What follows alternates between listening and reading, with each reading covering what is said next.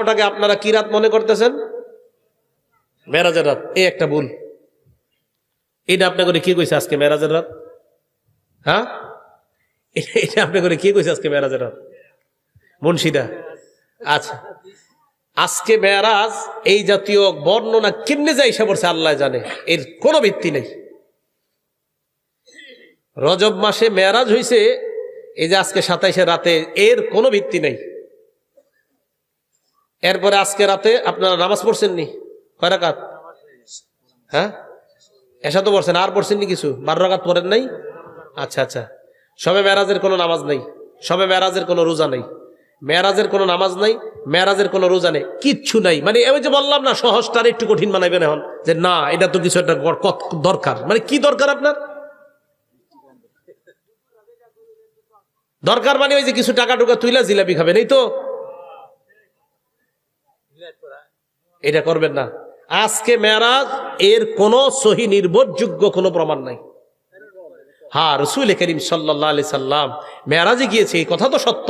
মুসলিম শরীফের 300 নম্বর হাদিস, লম্বা হাদিসের মধ্যে আছে, রাসূল করিম সাল্লাল্লাহু আলাইহি সাল্লাম উনি মক্কা থেকে বাইতুল মুকাদ্দাস পর্যন্ত গিয়েছেন। সেখান থেকে রাসূল করিম সাল্লাল্লাহু আলাইহি সাল্লাম ঊর্ধ্ব আকাশে সিদরাতুল মুনতাহা পর্যন্ত ভ্রমণ করেছেন। এগুলো তো সত্য কথা।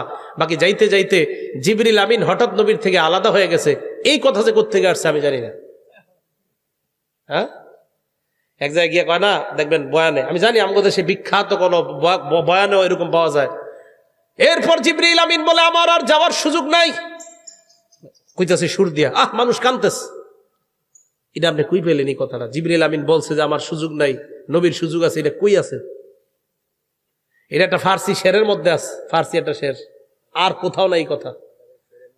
হ্যাঁ, তো যদি এরকম পান কোরআন সুন্নাহর কোথাও আছে যে জিবরিল আমিন আলাদা হয়ে যাওয়ার রেওয়ায়াত, হুজুরের কাছে আমার ফোন নাম্বার আছে, আমার একটু জানাই দেন, আমি খুব খুঁজতেছি এই দলিলটা। হ্যাঁ, এটা আসার দলিল কই আছে? জিবরিল আমিন হুজুরের রেখে পড়ছে, এই প্রমাণ কই আছে? না না, আচ্ছা যাই হোক, আমি বুঝাইতে চাইলাম আর কতদিন এই ভুলে ভরা জীবনে থাকবেন। মেরাজ হয়েছে নবীজির, নবীজি সাল্লাল্লাহু আলাইহি সাল্লাম ঊর্ধ্ব আকাশে গিয়েছেন, আল্লাহর পক্ষ থেকে 50 ওয়াক্ত নামাজ নিয়ে আসছে। এটাও বুখারীর বর্ণনা আছে, মুসলিমের বর্ণনা। মুসলিম শরীফের 300 নম্বর হাদিস, বুখারী শরীফের 349 349 নম্বর হাদিস।